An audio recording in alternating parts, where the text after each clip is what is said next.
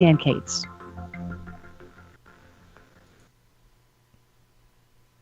You are now tuned into the truth frequency. We are TFR. TFR. Truth Frequency Radio. Astronauts to the moon.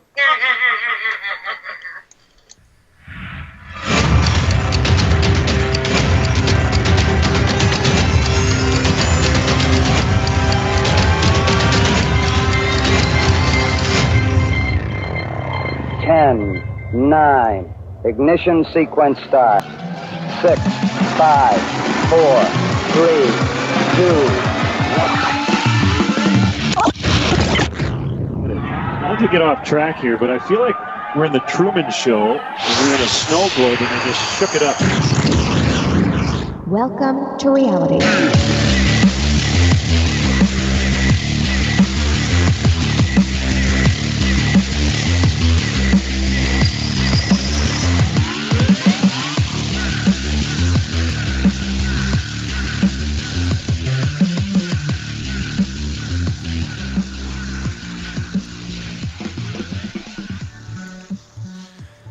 Good evening, ladies and gentlemen, and welcome to your protection from deception. That's right here at truthfrequencyradio.com or simulcasting on the Jeranism YouTube channel. Altogether, you are all listening to the current, reigning, undisputed #1 show on Truth Frequency Radio on Monday nights between the hours of 6 p.m. and 8 p.m. Pacific. That's 9 to 11 Eastern. That show is Jeranism Monday Night Raw, and it starts now. I'm your host, Jaron from Jeranism, and my co-host, my compadre, my compa, my amigo, is the one and only David Maldonado Weiss. David, how are you this evening? I'm doing fantastic. Thank you for asking. That's good. How are you? You sound a little quiet. I'm doing fantastic. Thank you very much. Why do I sound quiet now? I'm literally eating this microphone. All right, let's not eat it. Let's pull it away at least an inch or two, and we'll just move forward. Now, maybe you sound good. Maybe it's just quiet to me. That happens. Okay. But I do believe everything's running smoothly. Everyone's watching, so we're racking up that watching now number. That's great. Appreciate that. So hello to everyone in the chat, wherever you might be. I do have super chats opened up, so you can get your questions and comments in if you want that way. We will read those on the air. And we are going to be taking calls during the second half of the show. So if you want to get in line early, that phone number is 213-233-3998. Again, 213-233-3998. You can get in line now. And Dave, we're going to put a little rules and regulations on the calls today. Everyone who gets in line, we want... just basically have your question ready so that when we go to you, you don't need to ask us how we're doing. Dave, how you doing today? We're doing fine, okay. Both of us. I'm doing fine too. Both of us. Thank you, appreciate that. So we got that taken care of, so you don't need to ask that, and you don't need to tell us that you like us or dislike us. We're used to that. Some people do, some people don't. Wait a minute, if they don't like us, they should tell us. Okay, if you don't like us, you can tell us that. But if you Otherwise, like us, we're we'll just going to assume you like us if you don't say you don't like us. Yes, that's what we're going to assume. So that will be going on the second half of the show, and we'll spam the chat in the YouTube with the link to Ginger Sugarbush 905's channel, where he will be simulcasting the second half, but this on the Jeranism YouTube channel will just be the first half. Also, we got something kind of exciting going on, or I don't know if it's exciting, but we've got an update from Mitchell from Australia on the Torque the Line experiment. So he should be calling in, I think, after the first break. So we'll talk to him and see what's going on. It looks like, from what I've seen from his video... Wait a minute. You said after the first break. Is that a hint? Is that a hint? Yeah, exactly. No pun intended. Yes, it appears from his videos that I've seen that the Spectra line, the extremely strong, fishing line that he used, is not holding up to the test strength that it was supposed to be. I think he'll tell us, but it's something like 50-pound test strength, and it's supposed to be like a 75-pound brake strength. He's finding out that it's much different than that. So he'll be talking to us about what his plans are going forward and update all the people, including myself, Dave, who donated small amounts towards this experiment. Did you donate any money, Dave? I think I did. I don't recall, but... All right. You don't recall? I'll donate my donation towards his actual expenses, because I'm sure so far he can't get all his money back. All right. And we just heard during the break that there's, what are we on? Government shutdown day number 31. I don't know about anybody else, but it's so fantastic to not see NASA in the news. It's fantastic. I mean, this is what I'm talking about when we say that they're spending so-called $56 million a day and they produce nothing for the American public. How do you know? Because when they disappear for 31 days, nobody freaking knows. Nobody cares. It's all, who cares? Who cares that there's not some, you didn't find some new TRAPPIST planets in some galaxy, 93 billion miles away, or, well, that'd be wrong. There is no stars that are that close. No star as close as 93 billion miles, believe it or not. Every star that you can see in the sky, Dave, 25 trillion miles or further. How far is a trillion miles, Jaron? Oh boy, let's talk. Let's bring it down to where somebody can understand. Let's talk about how much a trillion seconds is. A trillion seconds is 31,000 years. So how many miles did you say? The closest star is 25 trillion miles. So you'd have to go 25 miles every second for 31,000 years to get there. You lost me. Okay. On that one. But we can see the light. Just not go out even. there. These are the term. If you look up in the dictionary unimaginable, that sentence comes up. Yeah, totally. Because you can't even imagine No. what that amount of time and distance is. We have to remember that even the oldest person with the most failing eyes can go outside without glasses, look up, and see the stars. So I guess it's easy to see, even though these people can barely read a book that's in front of their face or a magazine, or no, they can just go outside and see 25 trillion miles at minimum. That's just, I don't know. It really bothers me. Just bothers me. So another thing that bothers me, Dave, is the idea of, I was happy about the government shutdown. I also heard today that Kamala Harris is going to run for president for the Democratic Party, which anything is better than the fact that I heard the other day, I think I heard it on Owen Benjamin's show, that the number one person, the number one Democratic nominee for 2020 is creepy-ass Uncle Joe Biden. Can you imagine that? Can you imagine that? I mean, it scares me that this country would dare even think of electing that man. So I've got to put together a video of some of the clips of him just being the most creepy man you've ever seen, touching little girls, whispering, trying to kiss them, trying to tell them that, it's disgusting. I don't know. Google creepy Joe Biden in YouTube, and there's tons of videos if you haven't seen it. Can you Google things in YouTube? I didn't know you can do that. You can YouTube things on YouTube. Okay, yeah, do that. Yeah, please look that up. Just look up Uncle or Creepy Uncle Joe Biden, or I don't know what they call it. Just look up Creepy Joe Biden, and you'll see for yourself what we're talking about. It's just creepy as all get out, and the fact that Democrats will race to the polls to elect him because heaven forbid Trump wants to build a wall. So I guess it's better if we have people that like to whisper to little girls. Since you brought up Owen, can we talk about him for a moment? Let's talk about him, yeah. Because, so go ahead. So I've been mirroring a bunch of clips from him. I think I have 6 or 7 almost in a row now. There's people out there like, he's a shill, those comments don't even see the light of day on my channel, because do you see any evidence of him lying in any way, shape, or form? No, I have not seen anything like that. No, he's completely honest. That's what I like so much about him. And he doesn't care. No. I mean, he just listen to his talk about money. A couple days ago, he did a talk about the alpha male, and that Joe Rogan is not an alpha male. He's not acting appropriately, and about women. Did you hear that? Yeah, rant. I thought it was great. I liked him even more after hearing that. Right. So I had more respect for him after that. And then just last night, I think it was, he did another one that was equally as amazing. Just the guy is grounded. He sees what's happening in the world. The Hollywood and his was last night when he was talking about the shame. Was that last night's show? I can't remember when I watched it. You know what? I just remember he's got so much, and there's so much content coming out. But people say Owen's crazy. He's living off his land. He's building a fence. He doesn't care about more bookings and stuff, and he's getting himself cut off from other things. The guy has figured it out, and he's really setting an example for so many people. So I recommend, listening to a 4.5 hour stream every night doesn't work. That's just too much for most people. Right.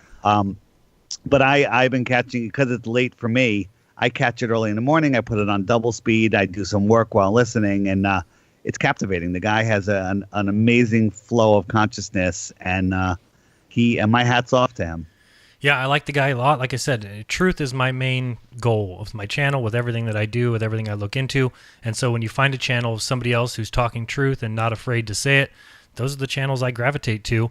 I noticed this, and he's a professional comedian too. He's funny. Right, so he's too. funny. Some people don't like his humor. His humor is exactly my humor, so I love it. It's very good.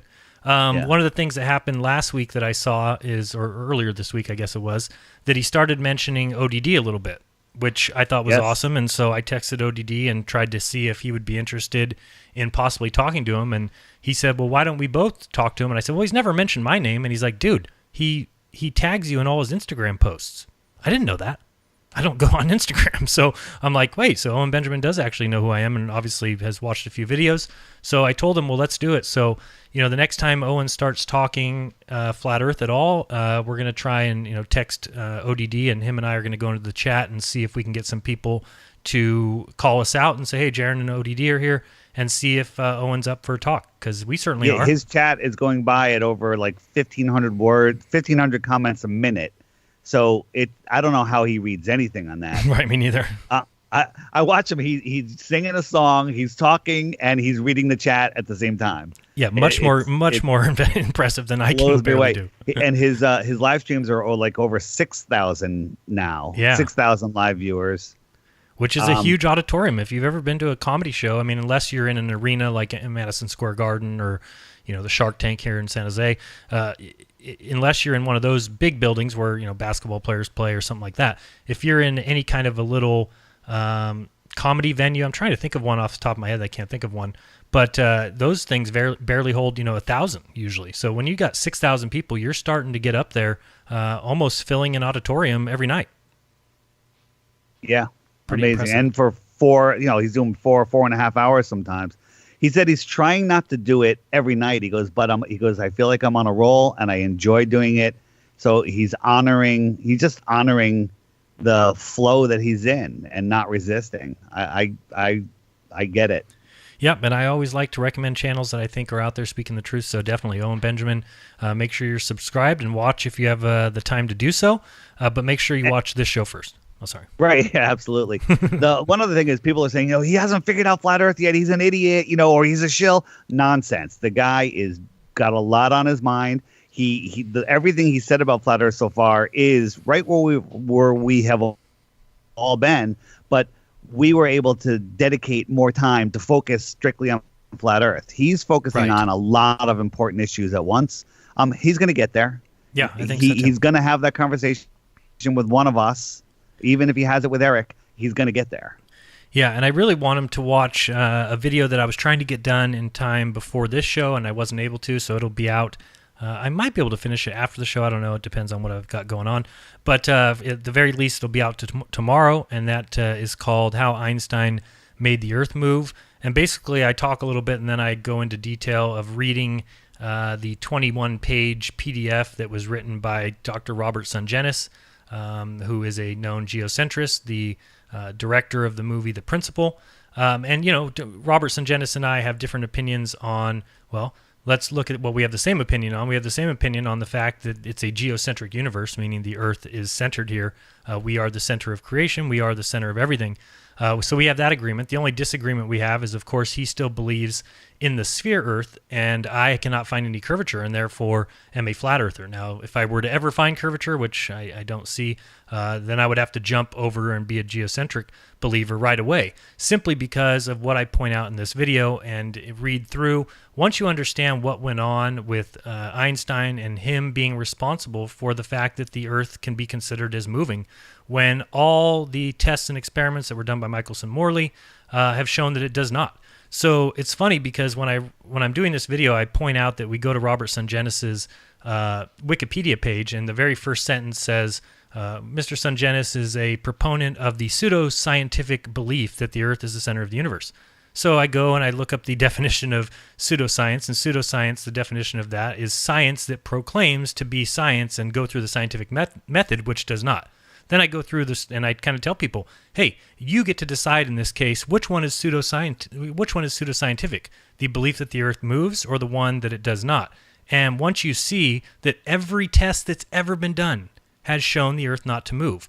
But what do? They bring in these Lorentz equations, and basically they're equations that say, oh, well, the reason we can't detect it is because the arm of the apparatus is actually shrinking, and then if the arm is shrinking, then the mass must shrink, and then if that happens, then time has to dilate, and all it is mathematics and mathematical equations. And I think that he writes a great PDF, so I read the whole thing in length, and I think people will really enjoy it, and I hope Owen watches it, because one of the questions I've seen Owen ask over and over again is he keeps saying, well, how does the Earth spin? How does the globe do this? And the whole idea is this incompatibility with the idea that the Earth moves. And the reason, and this explains exactly why. It's because it doesn't move. And every test that's ever been devised has shown that it does not move.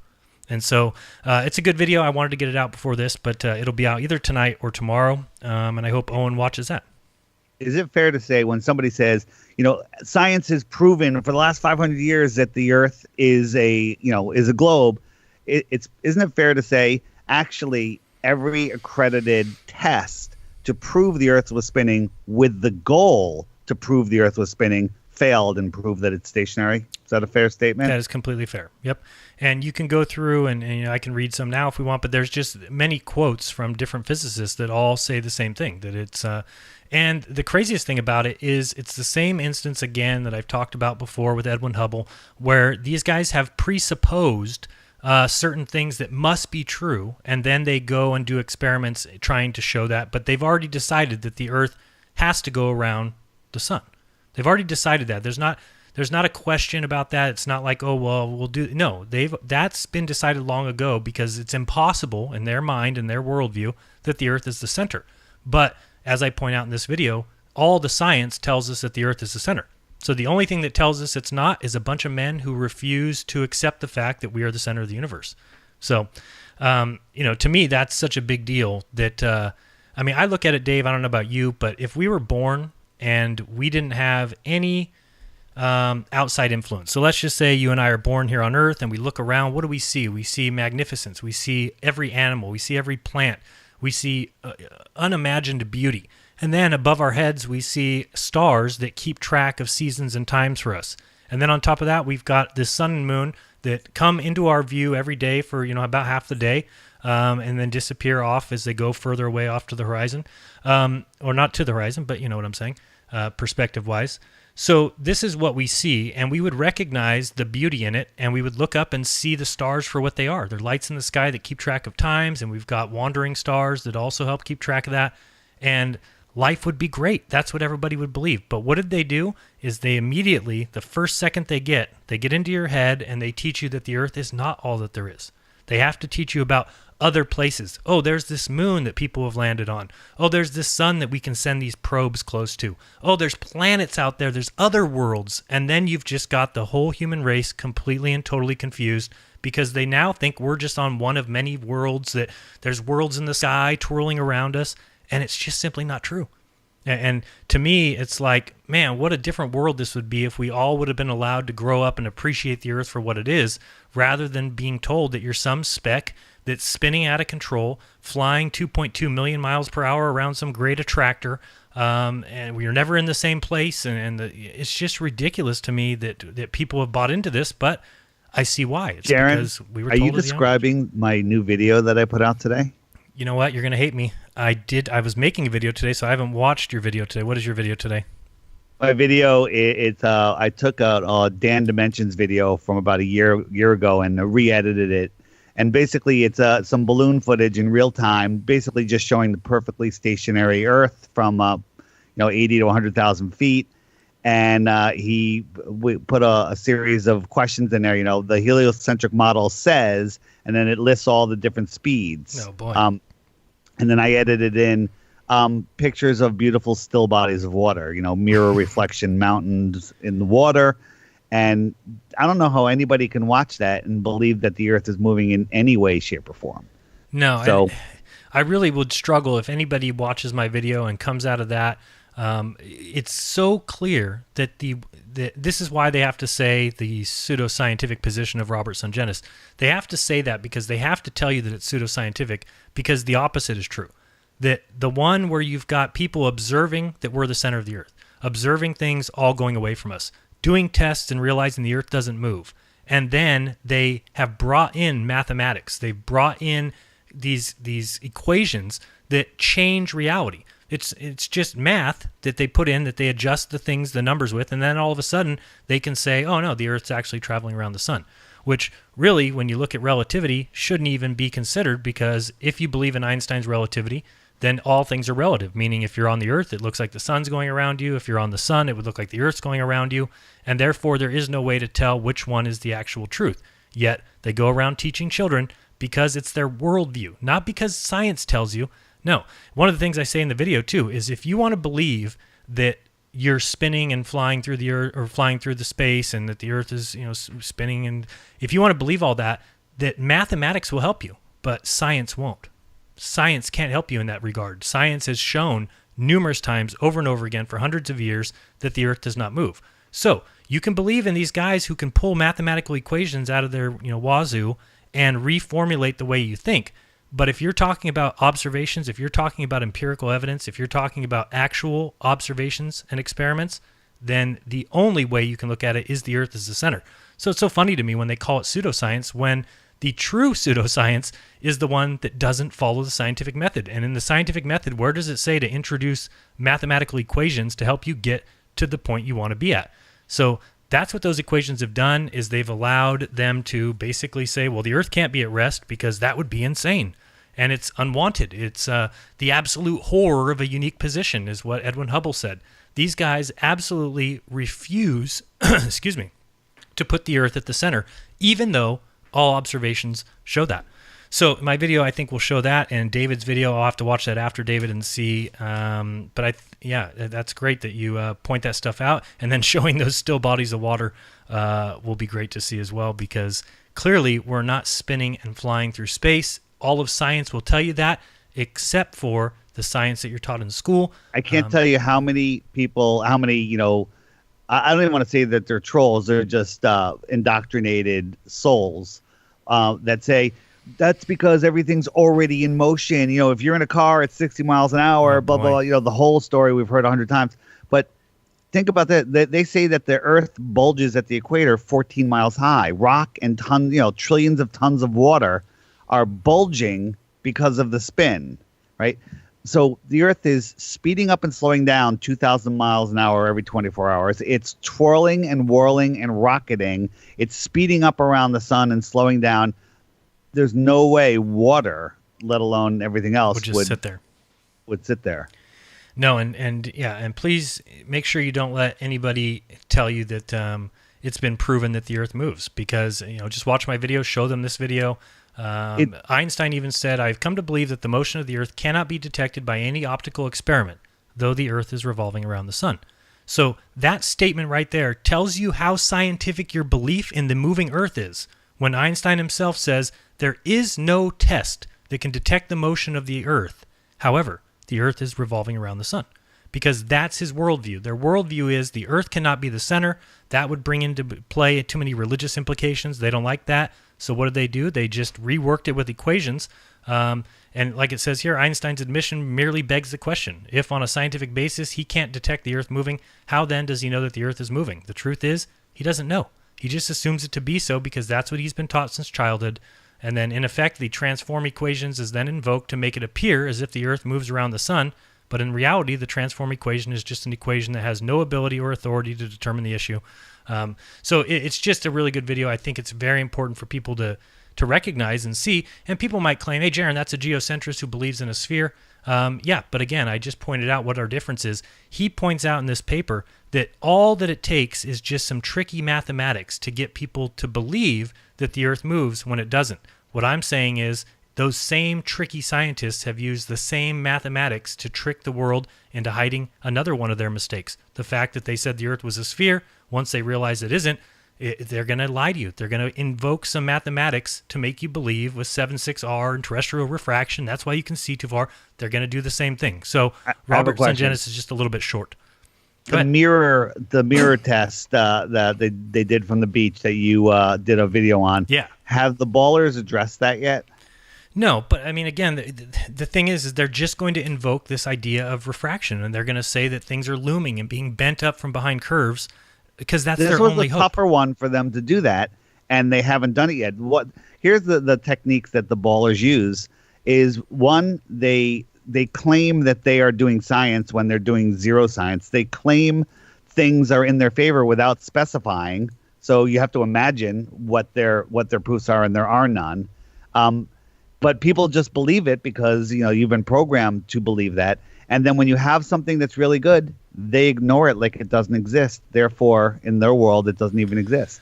Right, because that's the way science is taught, right? I mean, these things that I talked about with this length contraction and time dilation and then mass increase, all those things have never been observed, David. They've never been scientifically or experimentally shown at all, but those are all the equations that must be used to prove that the Earth moves around the sun. So again, it's just...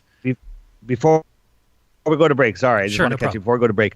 I want everyone to get up and go outside, whether it's freezing or not, and look at the moon and ask yourself how far away that moon is. I asked Paige, we went out for a little bite earlier, and I said, what's closer, the moon or the center of the next town right next to us, which is maybe 3 or 4 miles away? And it's a tough question to answer. All right, so that's just look at it. Forget what you've been told. Look at it in the sky. It's so bright and clear where I am. It's right there. If I had a good arm, I could throw a rock and hit it. All right, so that's everybody's homework for the next 2 minutes while we take a quick break. Go outside, look at the moon, and then also look at the stars, and you guess how far those are. Remember what they're told. And if there's any clouds near it, notice how the moon is only lighting up the clouds near it, and the ones in the distance are not lit, which is impossible with a distant moon. Don't go anywhere. You're listening to Jeranism Monday Night Raw. Comes with cost, a price to lose, as if we're really just born to die. I gotta let it go. Stay in school, they said. Use your tools, they said. But being on TV looks pretty. Extendivite is more than just a heart tonic. Do you have any of these symptoms? Night cramps in the hands and feet. Your arms and legs often go to sleep. On short walks, do your legs get aches and pains? Is your memory worse than it used to be? Ankles that swell late in the day? Has your blood pressure increased lately? If you answered yes to even one of these questions, you may have early warning signs of arterial blockages. Your body is saying that it is time to take Extendivite. These are not the normal signs of aging. They are the warning signs that accompany blocked arteries. Get your Extendivite today. Extendivite is available in capsule or liquid form for just $69.95 for a 2-month supply. To get started, call 1-877-928-8822. That's 1-877-928-8822 or visit heartdrop.com. Extend your life with Extendivite. Do you want to lose weight but have no idea where to begin? The Fast Start Diet, a 3-day weight loss plan, is the answer. 3 days of nutritionally balanced, calorie-restricted meals delivered right to your door. No shopping, no measuring, and no cooking. Everything is prepared for you and ready to eat at home or on the go. The Fast Start Diet has all the amazing benefits of intermittent fasting without starving. We've helped thousands of people who have struggled to reach their weight loss goals. Isn't it time we helped you? With the Fast Start Diet, you'll lose weight and feel great. Find us on Amazon or go to faststartdiet.com and use promo code POWER to get $10 off your first box. As a special bonus, we will include our #1 rated Lipo3 appetite suppressant spray free with your order. Whatever your diet plans are, start with us at faststartdiet.com and use promo code POWER. Greetings, Earth Explorers. My name is Brooks Agnew, and I am your host on X Squared Radio every Sunday evening at 8 p.m. Eastern Time on the Truth Frequency Radio Network. This is where the past meets the future. We explore the mysteries of the universe and of the Earth. We might go a little past your imagination, but have no fear. You will be safely traveling with us. We will dissolve the propaganda of dangerous people with dangerous plans for the planet. We will discuss the latest technologies and challenges for humankind. We will discover the safest place for you to stand when the thinkings and doings of mankind come flying apart, and how you can be one of the people that helps put it back together. Join us.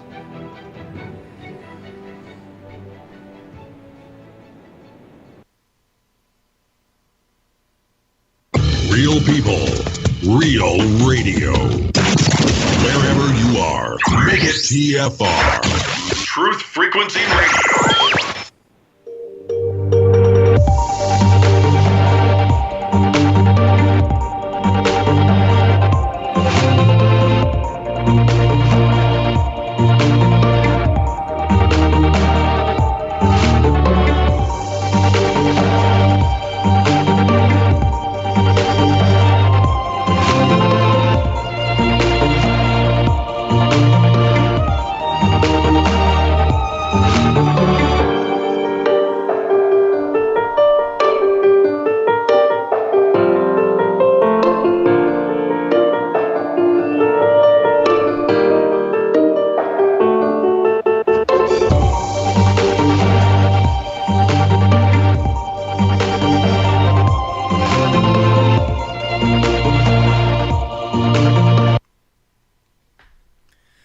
Welcome back. You are listening to Jeranism Monday Night Raw. I just went out myself, David, and I looked, and I'm so pissed, though, because it's such a clear night tonight. I can see the stars. The moon is just coming up, and it is huge and close. But on top of all that, yesterday, during the eclipse, I couldn't see a thing. Sad. Really disappointed. Bummer. Yeah, it was pretty sad. What did you see? Did you happen to get to see the eclipse? I did. I got about halfway, and then I had to go to sleep. The shape of the eclipse, we're all indoctrinated that only a sphere, no matter which way the sun hits it, can make a perfect curve on another sphere, right? Bill Nye is telling us this, indoctrinating it into people. People like, how that's the biggest excuse that bowlers have. Neil deGrasse. There's an eclipse. And therefore, it can only be that because if the Earth was a disk, it would be a sliver on the moon. But the truth is, you can't take a sphere and cast a shadow on another sphere to make that perfect curve. Because as it moves over it, it becomes very oblong. It becomes this flattened out. What shape is that? An ellipse, basically. An ellipse. There you go. Yeah. I mean, what people need to do if they don't believe what you're saying is do what I did last night, because I could not get it to work.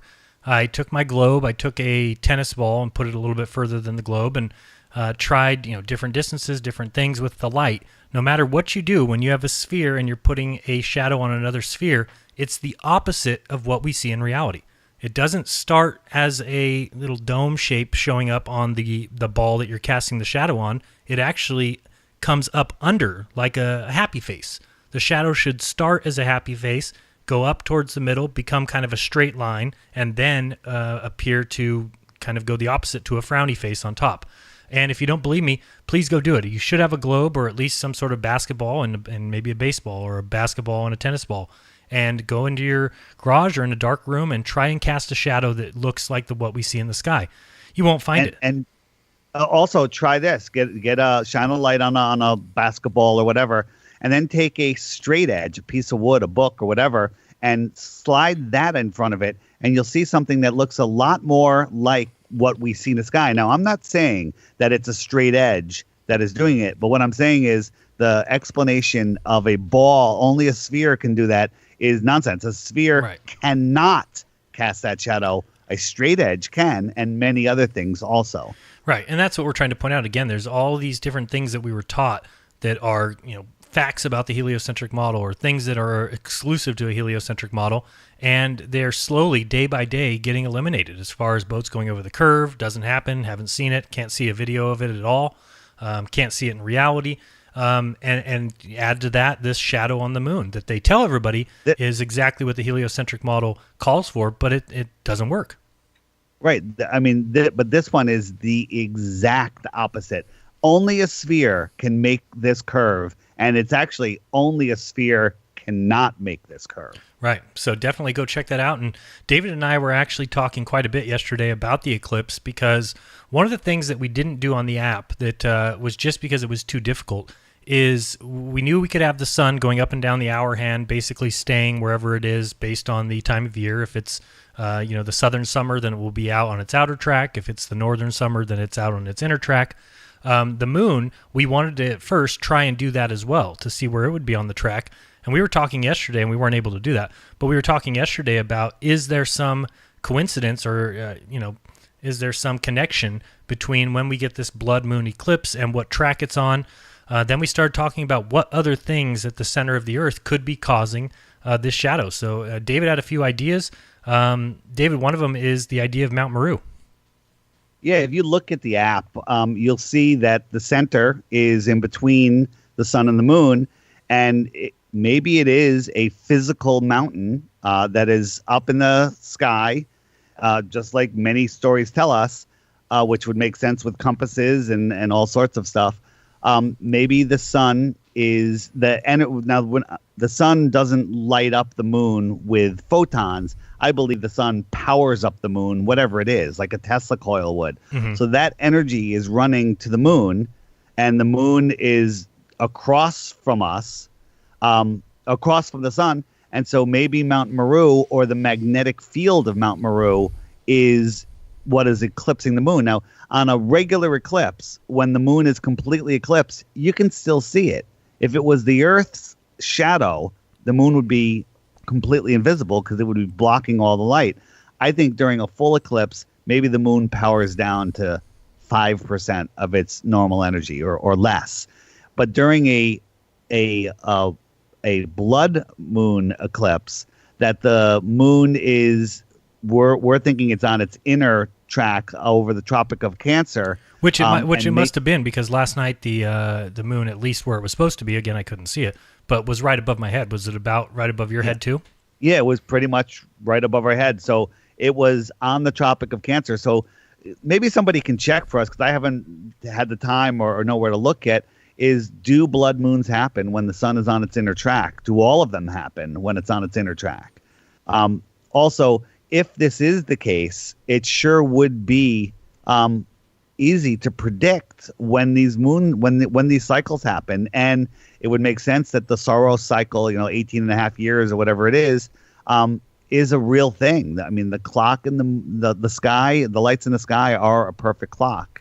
Now, David, somebody might say to you, you're talking about Mount Meru or this possible magnetic thing. Well, wouldn't people see Mount Meru if there was some, huge iron mountain at the center of the Earth? And the easy answer to that is absolutely not.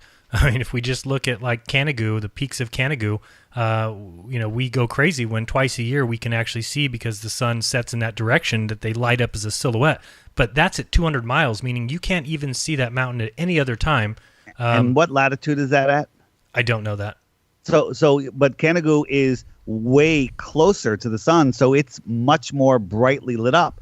Like a brightly lit up mountain, you can probably see a lot. Definitely see a lot farther than a dimly lit mountain. Right. Everybody would agree with that. And Mount Meru would be the dimmest lit mountain, the dimmest lit spot on Earth. Period. Even when the sun is over the Tropic of Cancer, the amount of light that's bouncing off of Mount Meru and coming back, let's say it went twice the distance of Canigou, which is impossible in my mind. That's 500 miles. Yeah. Has anyone recently been 500 miles within the North Pole? No, please call in if you've traveled that way. Yeah, no, and that's definitely a place that I would love to go see, get as close as we can, but see what happens. I don't know. But no, I don't think anybody's been anywhere close to that. So yeah, I think that the Mount Meru, and for people who think it's just some folklore or something, Mercator, who a lot of people consider one of the best map makers of his day, he included Mount Meru and talked about it in several stories and letters. So I think that it'd be foolish of us to just dismiss it as impossible, which a lot of people will do. If you're a heliocentric believer, you hear something about Mount Meru or a mountain at the North Pole, you're just going to dismiss it again, much like the whole idea of the Earth moving. if your worldview is against the flat Earth and against any idea that goes, opposite of what we've been taught in school, you're gonna decline any of that stuff, and that's just, you're not even gonna listen. That's another thing I say at the start of my video is, if you don't believe in the flat Earth, or you don't believe that science has taught us any errors, then you'll never listen to the entire video I do. You'll never even listen to it. We both know that. We all know that. That's the sad thing about people who have such a strong bias in one direction. And somebody who says, oh, Jaron, you have the same bias. Again, you have to remember, I grew up just like you did. I was taught all the things you did. I believed I was on a spinning ball. I believed in planets. I thought there was rovers on Mars. All these things I believed as well, until you look into them, and then you realize that they're all pseudoscience. They don't follow I have an experiment request for somebody that has the right equipment. Somebody that has called a Van der Graaf generator or a Tesla coil that can light up light bulbs. If they could either light up one circular light bulb, or if they can get a whole array of tiny little lights and pack them all together, light it up with the coil, and then pass a magnetic field through it, and see if those lights start dimming as that magnetic field interferes with the coil. Yeah. That could be what is happening on the moon, and I think it's something that could be tested see if we can produce a similar effect. Yeah, another thing might be just simply the atmosphere, as difficult that might be for people to understand, but any kind of transparent medium like that will cast shadows.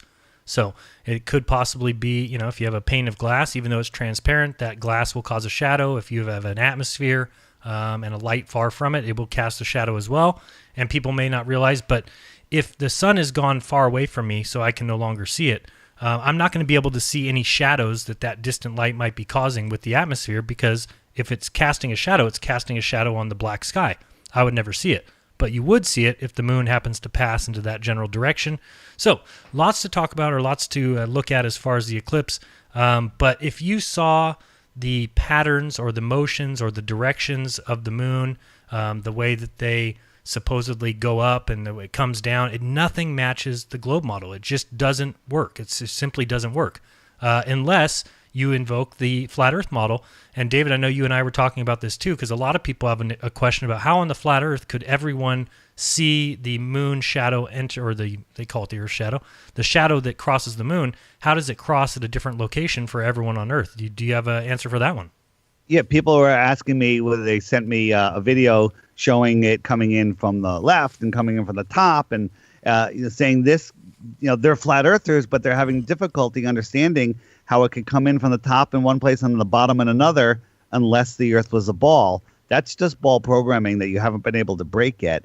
I just say get a circular light on your ceiling, put some tape on it so it's half eclipsed, and then go walk around your room, take pictures from it from all different positions of your room, and you'll get the exact same thing. Right. Just one thing I want to say about that, though, people say, well, when it's farther away, it's not going to be a circle because of perspective, and that is absolutely true. But as we've said many times, we don't believe that we're looking at the real moon and the real sun. The real moon and the real sun, I believe, are above the sky that we can see. Mm-hmm. And the sun is lighting up the moon, and then we are seeing that moon projected, for lack of a better word, onto our sky screen or our personal atmospheric dome. Right. So wherever it's coming down, you're getting the full circle. Right. It's just like when we used to be kids and we would drive and say, why is the moon following me? And it's the kind of same thing, that you have that personal view. And your mom would say, be quiet, dummy. Yeah, science has already said that she's because it's far away. So in a second, we're going to take a call from Mitchell from Australia. But I also wanted to point out something interesting. If everybody was listening last week, we had a very interesting, unique call.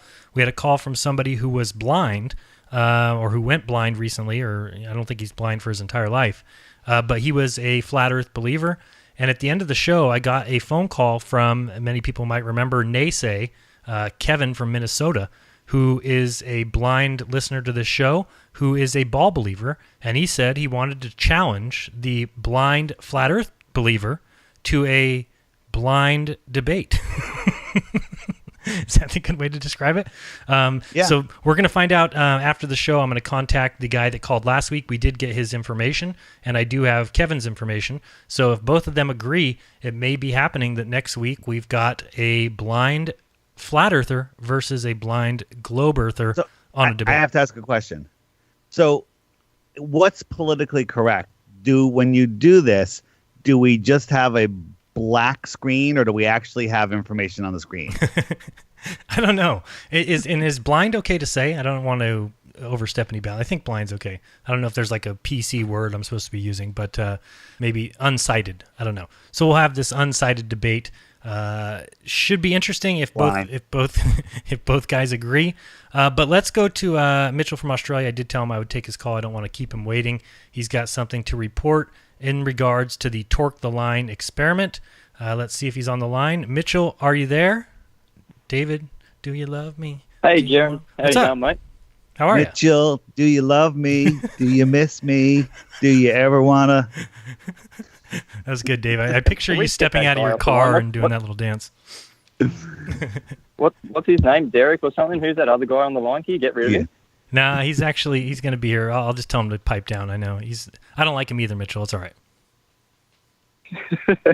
Oh, yeah. How you going, guys? Yeah, I got a bit to report and talk the line for everyone that kind of donated. At least, yeah, this is kind of a bit of a massive hold-up. Like, I've pretty much gone through every single attachment method I can. The most recent video I've just put out today just shows that I've used a knot called the FG knot, and that's pretty much taken all tension off the spectra and putting it onto the like a leading line.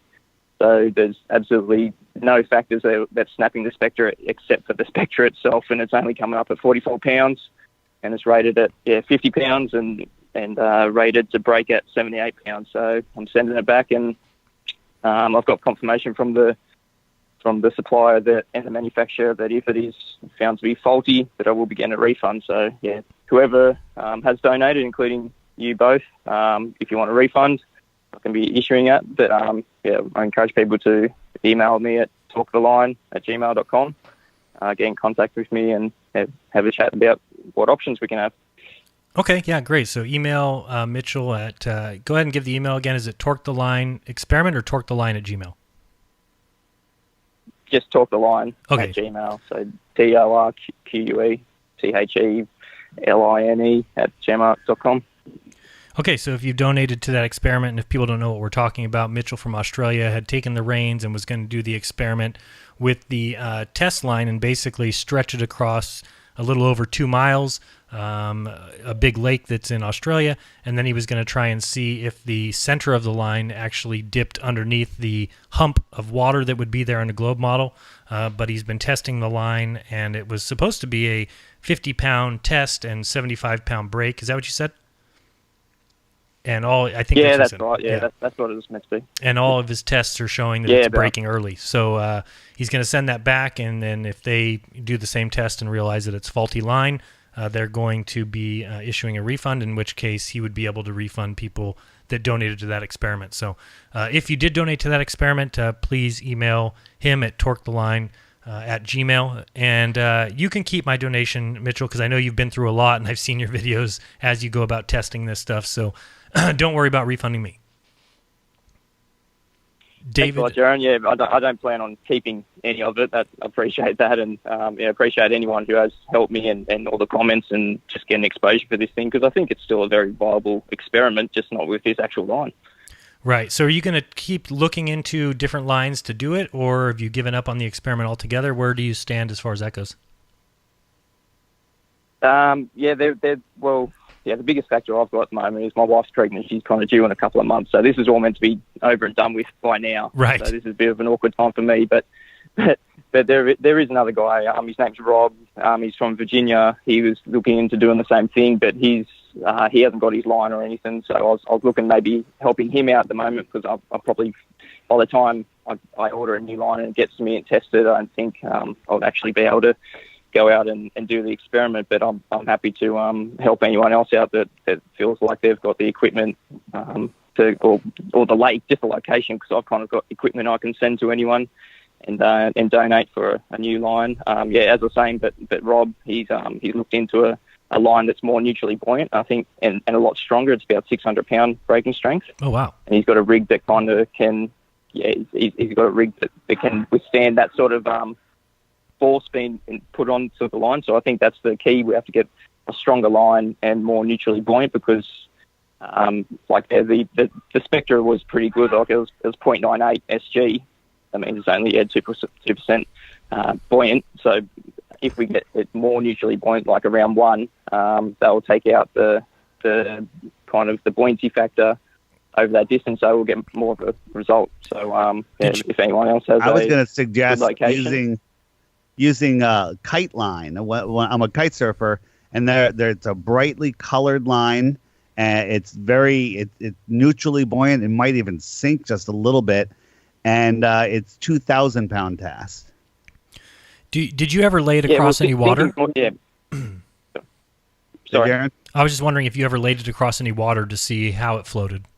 Yeah, no, that's what I'm saying. It floats. No, I'm and asking. It might even sink a little bit. Right, but as far as the line that you had, Mitchell, did you ever put it across any body of water just to see what it did?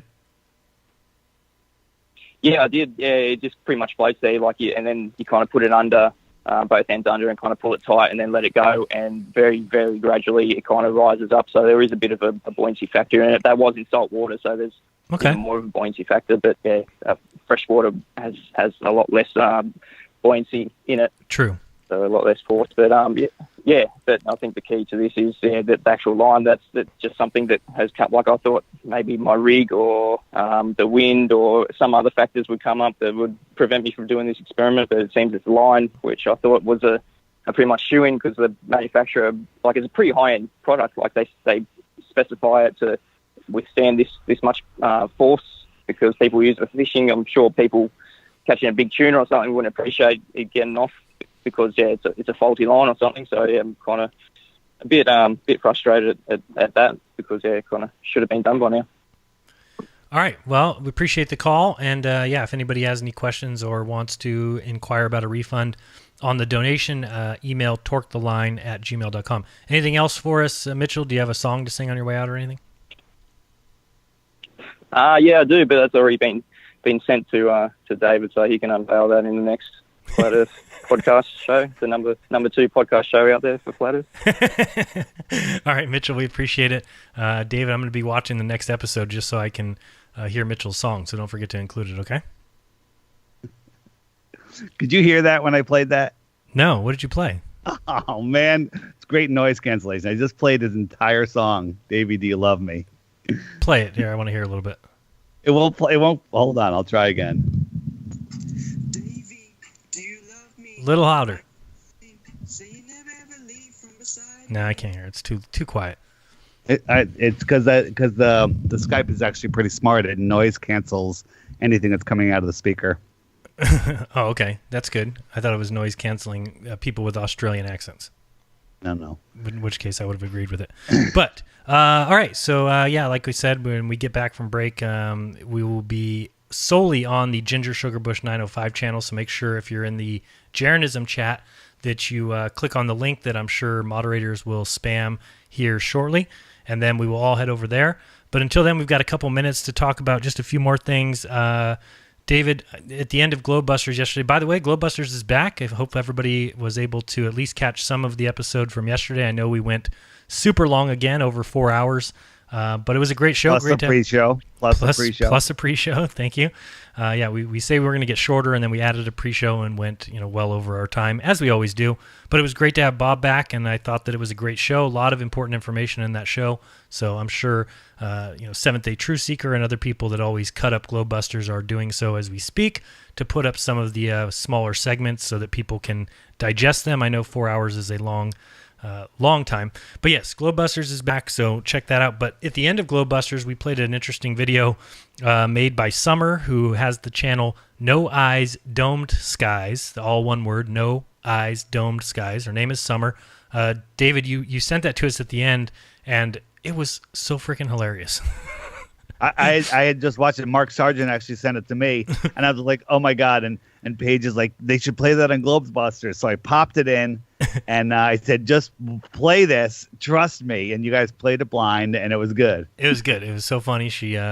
We watched it like 5 times. Yeah, she went through, and I think the video is called all popular Flat Earth channels in one video or something like that.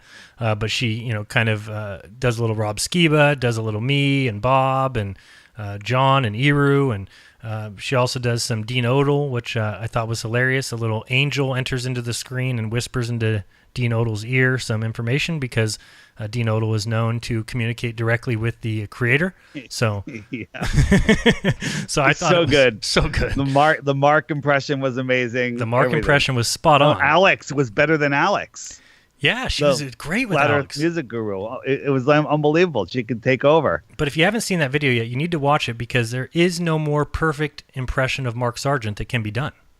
No. I mean, there's no doubt. Nobody can do better. Nobody can do better. If you were at and if you're wondering why we haven't done a Flat Earth podcast, look at the impression of Matt, my co-host. Yes, busy with marriage after parties. Before we go to break, if anyone that has the Android app, a new version came out last week with the jump forward 3 months button, so you can show people seasons and upload your own video. There'll be another update tomorrow, and I believe iOS is getting updated tomorrow with the same function. So when you open up your app and you see update, that'll be in there, and maybe some new backgrounds too that I threw in there. All right. Well, that's I'm looking forward to that. I'll check my app for any updates tomorrow. Great for flat smacking friends and family. Yes, quite great. If you don't have it, links in the chat. Thank you. And we're just, so everything else, if you've noticed, you might notice that Globebusters is changing its logo a little bit just to prevent any issues, because I did see today that there is a trailer out for a Ghostbusters 3 with the original cast, which is kind of exciting. I've always enjoyed that movie. But, we just wanted our logo to look a little bit different than the Ghostbusters, so we're going to change it up a little bit. So you'll see that. You'll see the channel icon change and a few other things. And then also just, looking out for those channels like Nathan Oakley and other people that are getting false copyright strikes. Man, that's just ridiculous. It's pretty pathetic that no Flat Earther is going out and doing that against any Ball Earth channel. It's just not what we do. We just report what we find and hope people help them find their way through the research that needs to be done. Anyway, Ginger Sugarbush 905's channel. We'll see you on the other side, TFR Live.